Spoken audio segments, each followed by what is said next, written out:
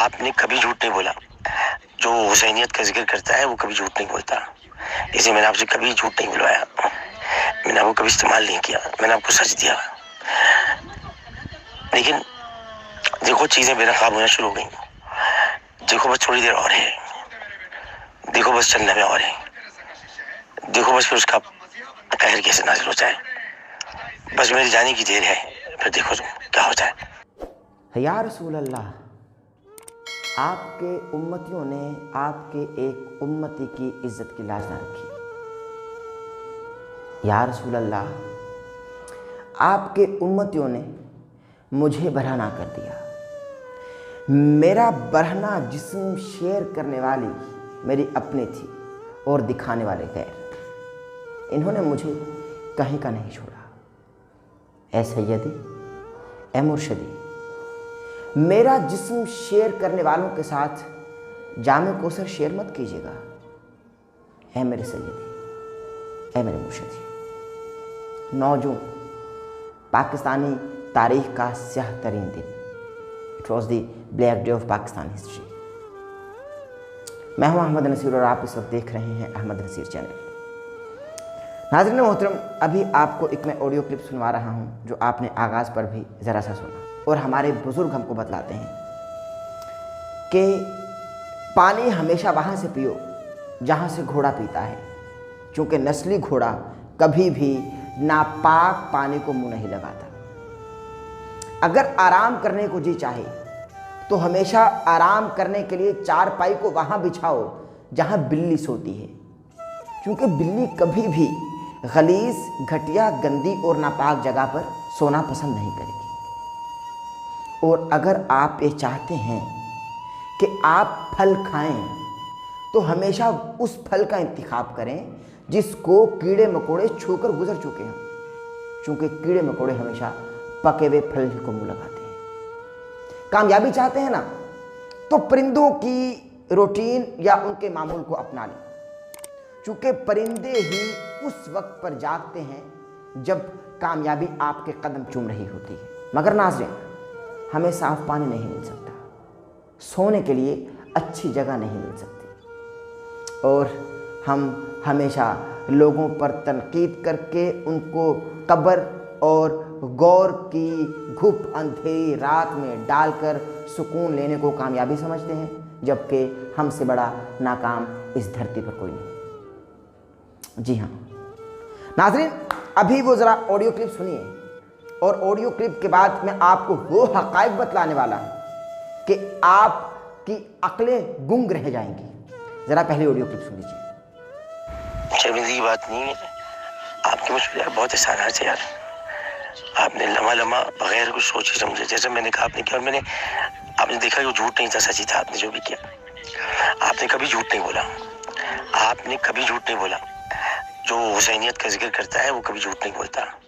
इसे मैंने आपसे कभी झूठ नहीं बुलवाया, मैंने आपको कभी इस्तेमाल नहीं किया, मैंने आपको सच दिया। लेकिन देखो चीजें बेनकाब होना शुरू हो गई।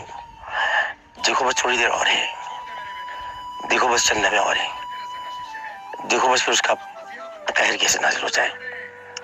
बस मेरी जाने की देर है, फिर देखो तुम क्या हो जाए। अभी आपने ऑडियो क्लिप सुना। मरहूम डॉक्टर आमिर लियाकत हुसैन रहमतुल्लाहि ताला अलैह, उन्होंने मुझको 30 मई 2022 को यह मैसेज किया, जो कि आपने सुन लिया। उस मैसेज में क्या है कि चीज़ें खुद ब खुद अहमद भाई बेनकाब होना शुरू हो जाएंगी। ये डॉक्टर साहब मुझसे फरमा रहे हैं, तुम बस देखो और दुरुस्त वक्त का इंतज़ार करो, बस मेरे जाने की देर है। तुम देखना कि खुदा का कहर किस तरह से नाजिल होगा। कुछ समझ रहे हैं? ताने बाने कहाँ से मिल रहे हैं, और ये जो ऑडियो मैसेज आपने सुना ये किस बात की तरफ इशारा है और इसका शाखसाना क्या है, बात को समझ रहे हैं? या मैं समझाऊं खुलकर? अरे आप बाजी हार बैठे, आपको मात हो गई, खुदा की कसम आप हार गए। उस शख्स को जिच करके, परेशान करके, तंग करके और कब्र में उतार कर भी आप लोग हार गए, क्योंकि उस शख्स का ये दावा था कि भाई मत परेशान करो मुझको इतना, मत सताओ मुझको इतना, ये ना हो कि मेरे मरने के बाद मेरा मिजाज तुमको सताने लगे। अल्लाह वालों की निशानियां क्या हुआ करती हैं? जब वो कुछ कहते हैं तो वो होता है। कुछ हो रहा है, किसी अजाब को देख रहे हैं पाकिस्तान में, कहरे खुदा को नाजिल होता हुआ महसूस कर रहे हैं। कुछ समझ में आ रहा है या मजीद खोलकर समझाऊं? मेरे ख्याल से नहीं, समझाना पड़ेगा।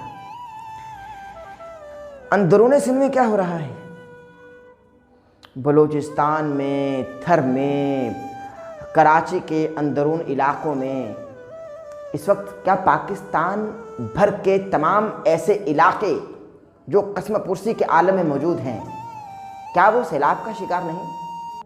क्या वो अल्लाह की तरफ आने वाले कहर और आजमाइश का शिकार नहीं? इसकी एक वजह है कि खुदा हमसे नाराज है। हम लोगों को परेशान करते हैं, हमेशा करते रहेंगे और करते आए हैं। खुदा हमसे नाराज है। हमने जितना लोगों ने हमको दिखाना चाहा, हमने उतना नहीं देखा, बल्कि हमने खुद में खुदा बनने की कोशिश की और सामने वाले के अमाल को तोलने पर आमादा हो गए कि भाई हम तो दुनिया ही में हश्र बर्पा करेंगे और तुम्हारा हिसाब किताब करेंगे।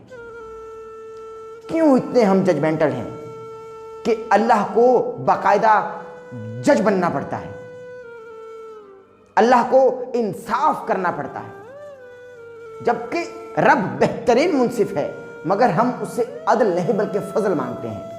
क्योंकि अगर अदल बपा हो गया तो सब कुछ तबाह हो जाएगा, बिखर जाएगा, बिफर जाएगा। मगर नहीं, हम नहीं समझेंगे, शायद हम अभी भी ना समझें। हमने अल्लाह के एक ऐसे बंदे को परेशान करके उसके घर की प्राइवेसी में घुसकर उसको मारा, जो शख्स अल्लाह और उसके रसूल का हमेशा जिक्र किया करता था।